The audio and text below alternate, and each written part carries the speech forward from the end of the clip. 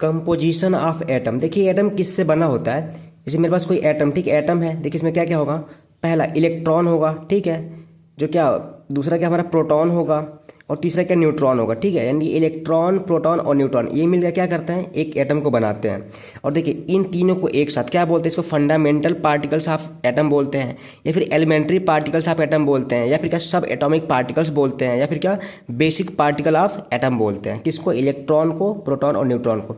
और देखिए और एटम के पास क्या होता है, एक न्यूक्लियस होता है जो कि पॉजिटिवली चार्ज होता है, ठीक है, न्यूक्लियस। और इस न्यूक्लियस में क्या होता है, प्रोटॉन होता है और न्यूट्रॉन होता है, और इन दोनों को एक साथ हम कहते हैं क्या, न्यूक्लियॉन कहते हैं, ठीक है। तो हमारा एटम किससे मिलकर बना होता है, इलेक्ट्रॉन से, प्रोटॉन से और न्यूट्रॉन से, और साथ में न्यूक्लियस भी होता है, ठीक है। तो ये हमारा एटम का कंपोजिशन होता है।